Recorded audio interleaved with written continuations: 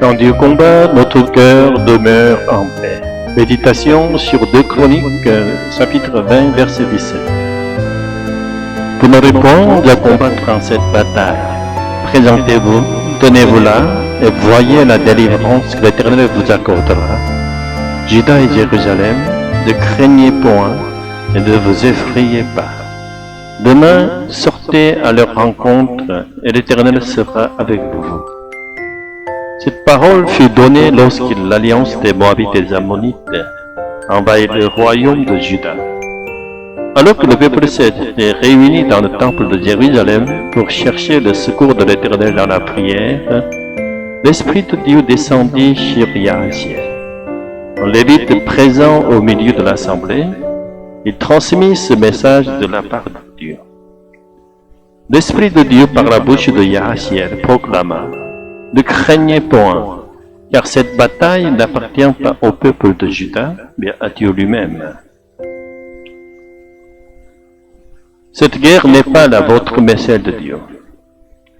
Le rôle du peuple n'était pas de combattre, mais de sortir à la rencontre des ennemis, de se tenir en rang et de contempler la délivrance opérée par l'Éternel. C'est Dieu lui-même qui fit éclater la confusion dans le camp adverse, provoquant la défaite des Moabites et des Ammonites par leurs propres mains. De ce récit, nous recevons une leçon spirituelle essentielle.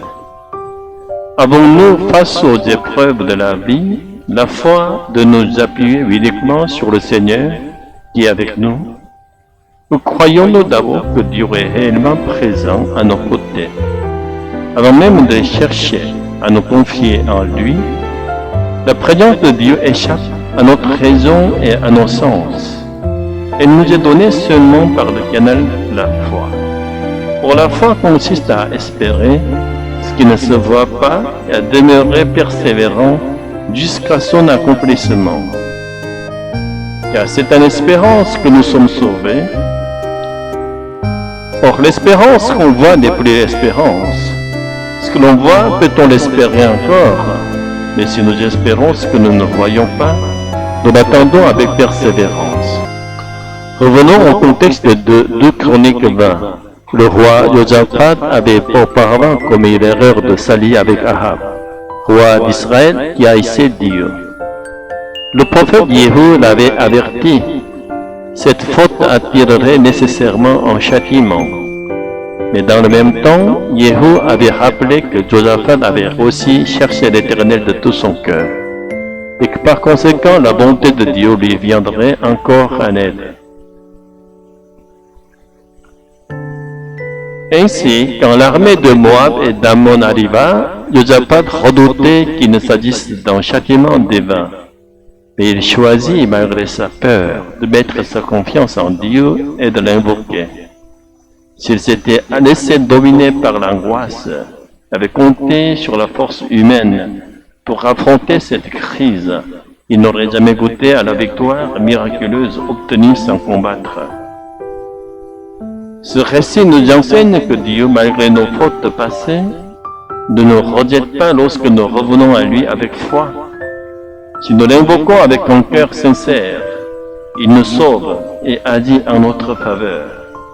Et parce que notre foi est souvent fragile, Dieu envoie son esprit et sa parole pour confirmer sa bienveillance, afin que nous puissions, avec courage, regarder l'adversaire en face. La s'unissent 2 dimensions de la foi, l'attente confiante et l'action d'obéissance. Se lever, se présenter, marcher à la rencontre. C'est alors que Dieu agit lui-même pour dissiper l'épreuve. La question demeure, sommes-nous capables de tenir ferme dans la foi, sans nous effondrer sous la peur, jusqu'à ce que Dieu manifeste son salut? Sans l'esprit et la parole, nous n'en avons pas la force. Aujourd'hui encore, puissions-nous croire à la délivrance invisible de Dieu, entrer avec le Saint-Esprit dans les Écritures, endurer le temps de la persévérance et contempler la gloire de Dieu. Seigneur, de même que tu as donné ta parole à Yahaziel, ton esprit demeure en nous, qui méditons ces Écritures Prends nos souffrances, accorde-nous la paix du ciel, et fais de nous tes enfants fidèles. Vivons déjà ici et maintenant une vie digne de toi. Alléluia. Amen. Opinion objective sur la méditation. Le texte est très riche, à la fois bibliquement fondé et spirituellement profond.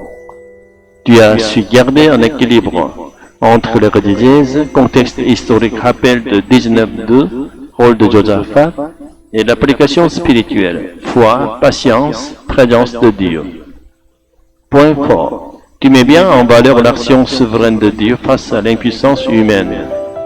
L'usage de textes parallèles, Romains 8.1, enrichit la méditation et l'élargit vers une perspective chrétienne universelle. La prière finale donne une conclusion vivante et incarnée.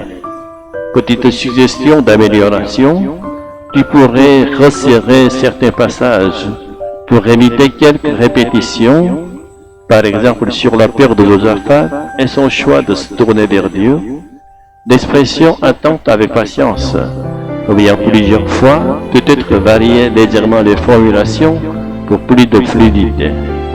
Un point intéressant à développer pourrait être le lien entre la foi passive, attente, et la foi active, se mettre en rang, sortir à la rencontre des ennemis, car le texte souligne les deux dimensions. Dans l'ensemble, c'est une méditation claire, fidèle à l'écriture et nourrissante pour la foi.